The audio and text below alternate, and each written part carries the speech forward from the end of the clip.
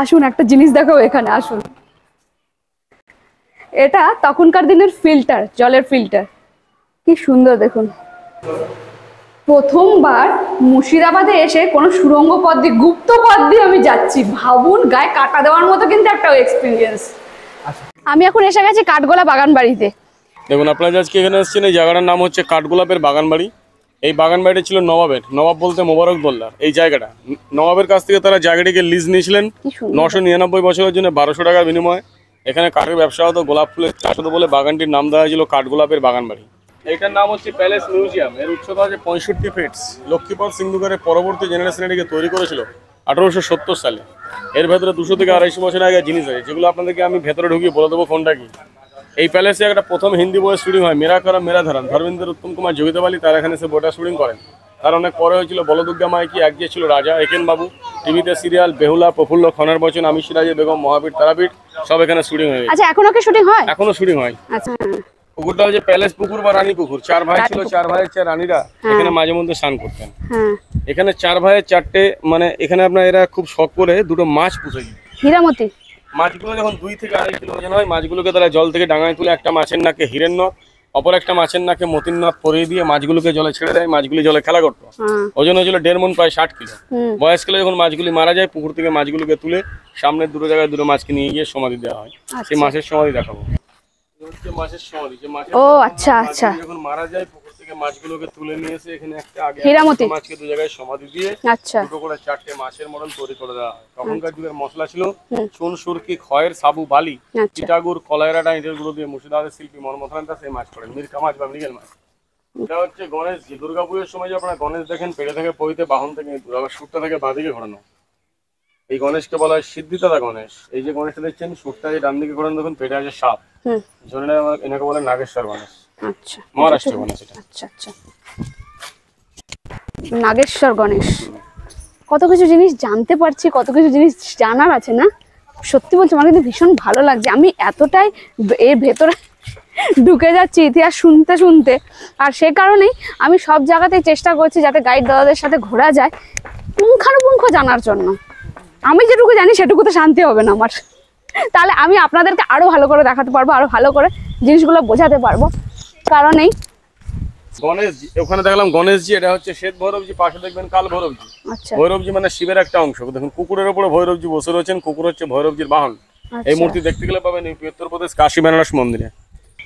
আর এই একটা মাছের সমাধি, একটা ওখানে দেখালাম, একটা এখানে। দুটো মাছকে দু জায়গায় সমাধি দেওয়া হয়। এরা যেহেতু জৈন, মাছ খায় না বা কাউকে খেতে দেন না, সেই জন্য মাছগুলোকে তারা সমাধি দিয়েছে। আচ্ছা, কাঠগোলাপের বাগান বাড়ি যে নামটা, হয়তো সেই সময় যে গোলাপ চাষ হতো এখন আর নেই, কিন্তু এখনো গোলাপ চাষ হচ্ছে। সেই গোলাপ চাষ হয় না, কিন্তু এখানে গোলাপ গাছ বেশ কিছু গোলাপের চাষ হচ্ছে। এটা ভালো লাগলো যে নামটার তো সিমিলারিটি কিছু থাকলো, যে গোলাপটা তো পেলাম আমরা, এটা সব থেকে বড় কথা। যে কারণে গোলাপ, তখনকার গোলাপ চাষ নেই বলে নামটাকেই পরিবর্তন করে দেওয়া হয়েছে, কাঠগোলা করে দেওয়া হয়েছে। তো যাই হোক, কাঠগোলাপের বাগান বাড়ি, তো তার একটু কিছু নিদর্শন পেলাম। গোলাপ ফুল দেখে আমি খুব খুশি। এই কাঠগোলা বাগান বাড়িতে কিন্তু টোটো নিয়ে, মানে কোনো গাড়ি নিয়ে ভেতরে অ্যালাউ নেই, তো স্পেশাল হলে একটু হয় আর কি। যাই হোক, আমাদের যে টোটো দাদা রয়েছেন উনি ব্যবস্থা করেছেন, আর মা আছে সাথে। মায়ের পক্ষে অনেকটা ভেতরে হেঁটে যেতে হবে, তো সেটা সম্ভব নয়, সে কারণে আমরা টোটো করে গিয়েছিলাম। একটা লিমিটেড জায়গা পর্যন্ত যাওয়া যায়, একদম ভেতর পর্যন্ত যাওয়া যায় না। সেটা আপনাদের সাথে শেয়ার করলাম। ভিডিও কেমন লাগছে কমেন্টস করতে কিন্তু একদম জানাবেন না। আমি আমার বেস্ট দেওয়ার চেষ্টা করছি যাতে আপনারা বুঝতে পারেন, আপনাদের ভালো লাগে প্রত্যেকটা জিনিস আমি আপনাদের সাথে তুলে ধরার চেষ্টা করছি। চলুন এবার পরের। আমি এখন এসে গেছি জগৎ শেঠের বাড়িতে। দেখতেই পাচ্ছেন লেখা রয়েছে জগৎ শেঠ মিউজিয়াম বলে। চলুন ভেতরে। আমি এখন এসে গেছি জগৎ শেঠের বাড়িতে, যেটা এখন মিউজিয়াম। তো এই দাদা গাইড এখানকার, আপনি এখানেই থাকেন? হ্যাঁ, আমার বাড়ি এখানে। আচ্ছা, নাম? আমার নাম পাপাই ঘোষ। আচ্ছা, এটা কখন থেকে কখন অবধি খোলা থাকে? এটা সকাল 8টা থেকে সন্ধ্যে 6টা পর্যন্ত। আচ্ছা, এই জায়গাটা এখন প্রায় 10 বিঘা জায়গার উপর। আচ্ছা, তো জগৎ শেঠদের পুরনো বাড়ি ছিল 2.5 স্কোয়ার কিলোমিটার এরিয়া জুড়ে। আচ্ছা, আর এই জায়গাটা ওদের খাজানজিখানা হিসেবে ব্যবহার হতো, যেখানে টাকা পয়সার হিসেবপত্র হতো। আর এটা প্রায় 160 বছর আগে ব্রিটিশদের সাহায্যে এইটা পঞ্চম জগৎ শেঠ ইন্দ্রচাঁদ এই বাড়িতে থাকতেন, তাই এটাকেও জগৎ শেঠের বাড়ি বলা হয়। আচ্ছা, আমি একটা কথা বলছি, আমি যেটুকু জানি সেটুকু শেয়ার করছি। জগৎ শেঠ এই শব্দটা শুনে মনে হবে একটা ব্যক্তির নাম, কিন্তু সেটা কিন্তু নয়। এটা একটা পদবী, তখনকার যুগে মর্যাদাপূর্ণ পদবী। যাদের প্রচুর ধনসম্পত্তি থাকতো তারা এই উপাধিটা অর্জন করতেন। এনার আসল নাম হচ্ছে মাহতাব চাঁদ। তিনি এই উপাধিটা, বিশেষ উপাধিটা অর্জন করেছিলেন জগৎ শেঠ। সে থেকেই এটা তাদের এখনো জেনারেশন চলছে, কিন্তু এটা জগৎ শেঠের বাড়ি হিসেবেই পরিচিত হয়ে গেছেন। আর উনি ছিলেন সিরাজদৌল্লা, মানে আলীবর্দী খান এবং পরে যখন সিরাজদৌল্লা নবাব হন ওই সময়কার রাজন্য ছিলেন। হ্যাঁ, মানে ওনার তাহলে আমি অর্থনৈতিক দিকটা দেখতেন, মানে ব্রিটিশদের সাথে লেনদেনের ব্যাপারটা উনি ডিল করতেন। আমি যেটা জানি সেটা আপনাদের সাথে শেয়ার করলাম, এবং দাদাও একই মত হলো। হ্যাঁ, জগৎ শেঠ একটা উপাধি ঠিকই, আর জগৎ শেঠরা 5 জন ছিলেন। স্বাধীন চেতা জগৎ শেঠ ছিলেন প্রথম আর দ্বিতীয়। প্রথম জগৎ শেঠ ফতেচাঁদ 1723-এ, আর দ্বিতীয় জগৎ শেঠ 1744 থেকে মহাতাব চাঁদ। আর আমরা বেশি ওই মহাতাব চাঁদকে জেনে থাকি, যিনি নবাব সিরাজদৌল্লার সময় ছিলেন, যার ব্যাপারে আপনি বললেন। এবার আর একটুখানি বলি, আমরা সবসময় জানি যেখানে সিরাজদৌল্লা পলাশীর যুদ্ধে যে পরাজয়টা বরণ করেন, সেখানে আমরা সবসময় মির্জাফরকেই কিন্তু বিশ্বাসঘাতকতার মানে উপাধিটা দিয়ে থাকি, ট্যাগলাইনটা। কিন্তু তার সাথেও কিন্তু তারপরে যদি কারো নাম আসে সেটা হচ্ছে জগৎ শেঠ। জগৎ শেঠ মহাতাব চাঁদ, দ্বিতীয় জগৎ শেঠ, সেটাও আপনাদের সাথে শেয়ার করলাম। প্রথমে গুপ্তঘরটাতে। হ্যাঁ, আচ্ছা। আর সামনের যে এই গুপ্তঘর, এই জায়গাটা আমি প্রথমে বললাম 300 বছর আগে খাজানচিখানা হিসেবে ব্যবহার হতো। তো গুপ্তঘরগুলো আগেকার ভল্ট বা স্টোর রুম টাইপের ব্যবহার হতো। এখন এটা 15 ফুট নিচে টুরিস্টদের জন্য খোলা হয়েছে, তাই এগুলো আগে মানে এখন একটা বড় ঘর টাইপের রয়েছে। আগে এগুলো ছোট ছোট গলির মতো ঘর থাকতো, আলাদা আলাদা 5-6টা পাশাপাশি। সেগুলো এরা জিনিসপত্র রাখতেন, সোনার উপর কয়েন, গয়নাপত্র, এগুলো। কারণ এনাদের তো প্রচুর ধনসম্পত্তি ছিল। মানে এটাও শোনা যায় ওনাদের এতটা সম্পত্তির পরিমাণ এত ছিল যে গঙ্গার মানে ভাগীরথীর একটা দিক বাদ দেওয়া যেত আর কি। প্রচুরবার আক্রমণের পরেও তারা কিন্তু সেই জায়গাটাই ধরে রেখেছিল। হ্যাঁ, মানে জগৎ এটা শোনা যায়। হ্যাঁ, পুরনো বাড়ি ছিল প্রায় 2.5 স্কোয়ার কিলোমিটার এরিয়া জুড়ে। একদম এই পাশেই নদী, একদম ভাগীরথী নদী, তার পার জুড়ে ওদের অর্ধেকের মানে বেশি পুরনো মানে বাড়িঘর, মানে সম্পত্তি সমস্ত অর্ধেকের বেশি নদীতে তলিয়ে গেছে। আর আশেপাশে যেগুলো ছিল টাকসাল এবং পুরনো ছোটখাটো বসত বাড়ি, সেগুলো সময়ের সাথে সাথে দেখাশোনার অভাবে পুরোপুরি ধ্বংসস্তূপ, প্রায় এখন ধুলিস্বাদের অবস্থায় হয়ে আছে।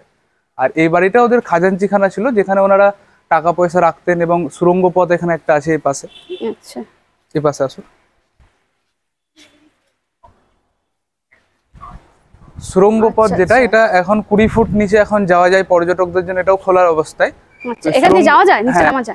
এক সময় এই সুরঙ্গ পথ 800 মিটার দূরে ওনাদের টাকসাল অব্দি যাওয়া হতো মাটির তলা দিয়ে। আচ্ছা, ওই টাকসালের টাকা পয়সা খাজানচিখানায় এই গুপ্ত সুরঙ্গ পথ দিয়ে নিয়ে আসা হতো। আচ্ছা, এখন কিছুটা আসুন, সেফটি মেইনটেইন করে কিছুটা আসুন, নিয়ে যাওয়া যাবে ক্যামেরা। কিছুটা আসুন।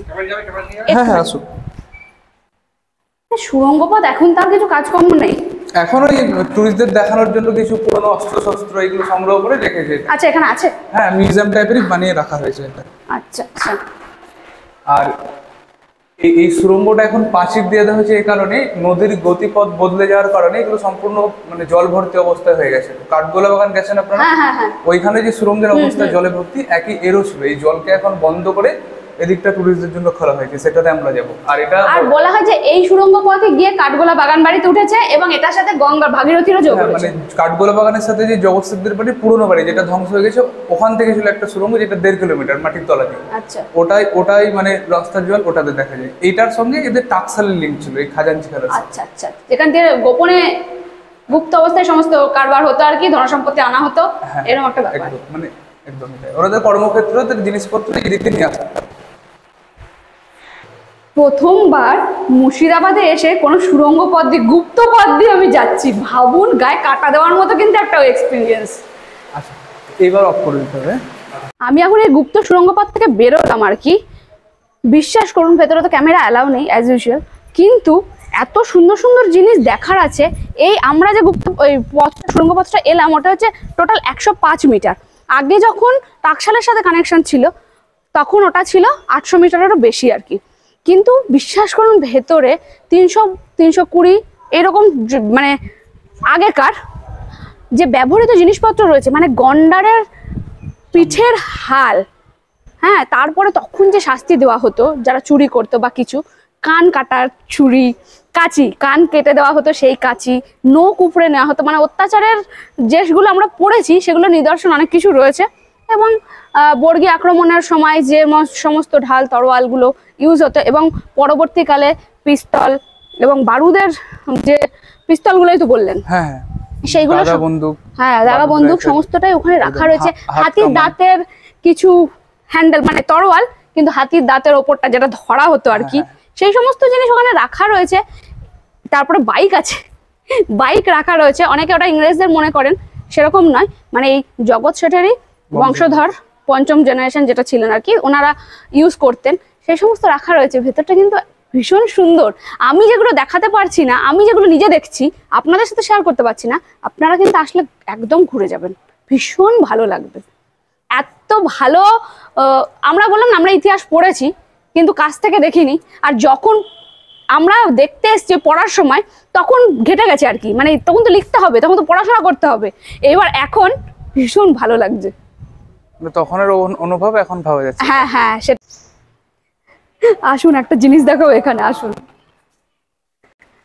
এটা তখনকার দিনের ফিল্টার, জলের ফিল্টার, কি সুন্দর দেখুন। আর এটা লোহার মনে হয়, কিন্তু এটা মাটি পুড়িয়েই বানানো। মাটি পুড়িয়ে না? হ্যাঁ একদম, হাওড়া বর্ণন কোম্পানির। আর এটা স্টেশন ফিল্টার, 1890-এর দিকে যে ইংরেজদের স্টেশনগুলোতে ব্যবহার হতো সেইগুলো, এগুলো এটাই। আচ্ছা, যাক একটা জিনিস তো স্পর্শ করে দেখা গেল। ঠিক আছে, আসুন, এরপরে বন্ধ করে দিতে হবে। হ্যাঁ, জগৎ শেঠের বাড়ি ঘুরে আসার পরেই এই জৈন মন্দিরটা রয়েছে, দিয়ে এইটা দেখেই আপনাকে বেরিয়ে যেতে হবে। মানে সবকিছুরই প্রবেশ পথ একটা, বাহির পথ আরেকটা। ভেতরে যেগুলোতে ক্যামেরা অ্যালাউ নেই, আমি বারবার বলছি আপনারা কিন্তু ঘুরে দেখবেন, সত্যি দেখার মতো জিনিস।